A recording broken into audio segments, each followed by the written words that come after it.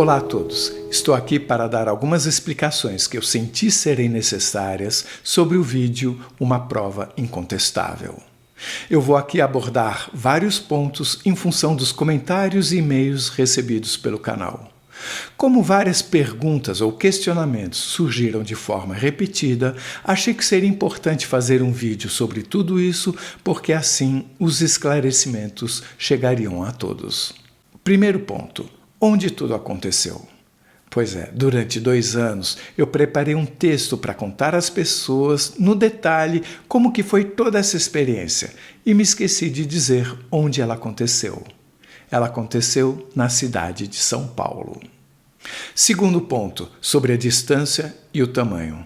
Eu já falei sobre isso no vídeo, mas como surgiram várias perguntas a respeito, eu repito aqui, nós não temos como precisar nem a distância e nem o tamanho, nem do primeiro objeto e nem do segundo objeto, ser alado ou o que quer que seja. O terceiro ponto é satélite. Será que o que vimos poderia ser um satélite? Um satélite natural, como a Lua, ou um artificial, como os lançados pelo homem, os dois têm luz refletida a partir do Sol. Nenhum deles tem luz própria, então é uma luz mais fraca que no meio do dia é difícil de ver. No caso da Lua, a gente consegue ver porque a área é muito grande, mas os satélites a gente vai conseguir ver a partir do crepúsculo e até o nascer do Sol. E as estrelas, elas têm uma luz que é tão forte ou mais forte ainda quanto a do Sol, apesar de estarem mais longe. Mas por que nós não as vemos durante o dia? Porque elas têm que competir com essa atmosfera que está, entre aspas, acesa pelo Sol. Elas estão lá, só que nós não as vemos. O que nós enxergamos na nossa experiência tinha uma luz tão forte quanto uma estrela que é vista durante a noite, só que durante o dia, o que nos faz concluir que, com certeza, não se tratava de um satélite. O quarto ponto é balão meteorológico. Será que poderíamos ter confundido com um balão meteorológico? Não. Por quê? O balão meteorológico, ele é um objeto físico, portanto, tem uma área que recebe o Sol e uma área que não recebe o Sol, a parte de baixo, oposta ao Sol. Então, daqui de baixo, com certeza, nós veríamos uma parte sombreada, coisa que não aconteceu, nem no primeiro caso e nem no segundo. O quinto ponto a ser abordado é pássaro. Será que aquele segundo objeto que nós vimos poderia ser, na verdade, um pássaro? Com certeza não. Um pássaro, assim como o balão meteorológico, ele é físico. Então tem uma área que recebe o Sol e uma área que não recebe o Sol. Então, com a ampliação que nós fizemos, com certeza nós veríamos uma área sombreada. O que não ocorre, o que nós vemos é absolutamente branco, ou seja, esse objeto ele tem luz própria. Isso sem falar na velocidade que ele estava, conforme vocês podem ver pelo vídeo, o trajeto percorrido em poucos segundos seria impossível de calcular, mas com certeza muito acima do que qualquer pássaro poderia fazer. O sexto ponto a ser abordado é drone. Será que o primeiro objeto poderia, na verdade, ser um drone? Com certeza não. Principalmente porque um drone ele não desaparece. E o nosso objeto, ele desaparecia, aparecia, às vezes estava com uma luz grande, às vezes pequena, às vezes estava com 2 luzes, às vezes com uma, e de repente ele se transforma numa grande mancha de luz. Ou seja, impossível que um drone faça tudo isso. O sétimo ponto a ser abordado é sobre a nitidez. Algumas pessoas questionam o fato das fotos não estarem tão nítidas.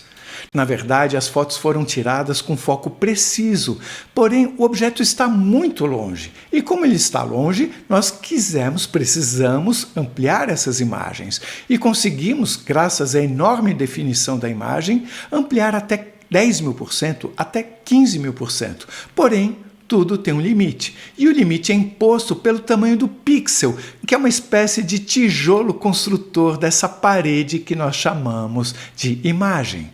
Quando você começa a enxergar o pixel, ele começa a atrapalhar a percepção da informação. Por isso que não fomos além de 15.000%. Nós fomos até o ponto em que ainda conseguíamos obter novas informações. Oitavo ponto, a janela de vidro fechada. A gente precisa entender que isso nunca foi um problema. Ao contrário, foi uma solução.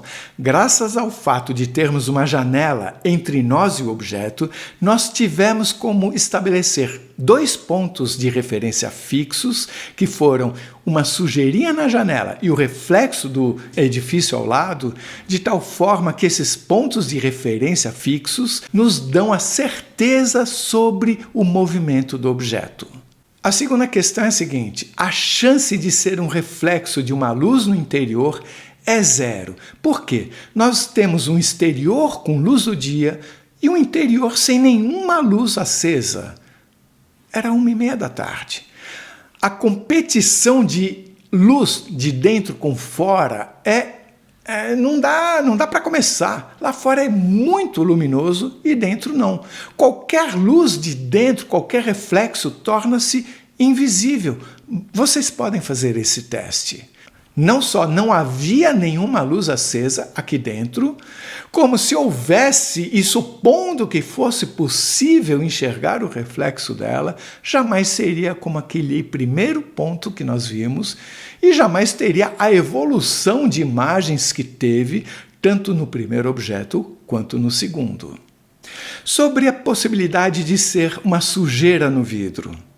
Bem, qualquer sujeira no vidro seria vista como uma pequena mancha escura, jamais mais clara do que o próprio céu, exatamente porque qualquer sujeirinha estaria refletindo a luz de dentro do ambiente e não de fora. Então, por esse motivo, qualquer sujeira no vidro seria vista ou foi vista como sendo uma mancha escura, jamais branca e mais clara do que o próprio céu. Agora, eu gostaria de explicar uma coisa. Algumas pessoas falaram, que pena que a janela estava fechada. Gente, vidro é comum existir em qualquer experimento.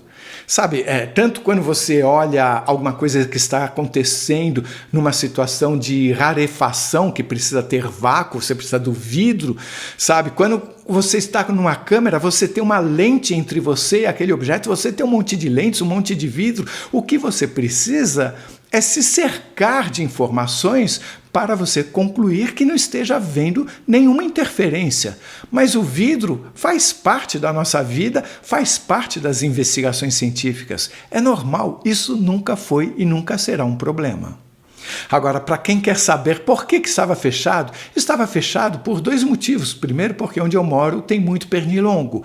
E também porque estávamos naquele período de pandemia onde a gente fechava tudo, porque ninguém sabia nada sobre o que estava acontecendo. E também não pensamos em abrir o vidro, primeiro porque nós concentramos todo o nosso esforço em registrar o que estava aparecendo ali. Lembrem-se, éramos 3 pessoas numa mesma varanda enxergando os mesmos acontecimentos. Então, o ponto do vidro que estava diante de cada um era diferente. E estávamos vendo sempre a mesma coisa. 9º ponto, a filmagem da Mai. De fato, eu não havia notado a presença daquela luz, daquele objeto, provavelmente um objeto, acho eu, depois de tudo isso, ao lado da Mai quando eu estava filmando-a. Veja só, a filmagem dela foi feita no dia 24 de abril de 2021, enquanto que o evento principal ocorreu no dia 29 de abril de 2020, quase um ano antes. Agora vocês podem entender por que eu disse no primeiro vídeo que a minha vista não era tão boa e que eu precisava do auxílio deles para enxergar onde estava o objeto. Dessa vez foram vocês que me auxiliaram. Muito obrigado. Essa filmagem da Mai foi feita com um celular, o que nos garante, por causa do pequenino tamanho da lente, uma definição em tudo, desde a Mai até as nuvens. Isso quer dizer o seguinte, que nós conseguimos, portanto, ver o objeto que estava lá longe. Porém, nós não conseguimos ampliar essa imagem como conseguimos ampliar no primeiro caso, que foi feito com a Nikon D800, que é outro nível de definição. Conforme nós ampliamos essa imagem, do celular, nós não temos como obter mais informações. Porém, aparentemente, o objeto parecia maior até do que nós vimos no primeiro caso. E, de fato, ele estava na mesma região onde apareceu na primeira filmagem do dia 29 de abril. Uma outra coisa interessante que vale a pena falar é a seguinte: nessa filmagem da Mai, foram feitos 4 takes, ou seja, 4 vezes que eu liguei a câmera e desliguei a câmera do celular. Isso porque às vezes ela errava, às vezes eu errava, então a gente repetiu até ficar bom. Desses 4 takes de filmagem, eu fui analisar, inclusive sugerido por um dos comentários que eu li. Vai, Carlos, vai dar uma olhada no material bruto para ver se aparece também lá. O que acontece? Dos 4 takes, em 2 não aparece nada do objeto. Em um aparece um pouquinho. E neste que foi escolhido é onde aparece mais. O interessante é que nós não sabíamos desse objeto. Esse take foi escolhido porque deu tudo certo e não porque havia um objeto ali. 10º ponto. Uma prova incontestável. O que eu quero dizer quando digo que esta é uma prova incontestável é porque ela é uma prova física, fotográfica, objetiva, com imagens bem definidas e uma grande quantidade de informação. Tudo isso é muito relevante para a ciência, numa investigação científica. Não estamos dizendo que nós sabemos o que seja, estamos dizendo que as informações aqui trazidas são desconhecidas pela ciência, o que faz com que ela deva se debruçar sobre essas informações para investigar o que são essas coisas. Isso é o que eu quero dizer quando digo que são provas incontestáveis. Não quero dizer que as pessoas tenham que concordar, cada uma delas, com o que estamos dizendo. Cada um acredita no que quiser. Sempre foi assim e é bom que seja assim. Agora, o 11º ponto, que é formação. Além de eu ter me formado como bacharel em Física em 1977 no Instituto de Física da Universidade de São Paulo, eu fiz curso de fotografia e trabalhei com produção cinematográfica por quase 30 anos, tendo sido dono de produtora, diretor de comerciais para televisão, de documentários e de videoclipes.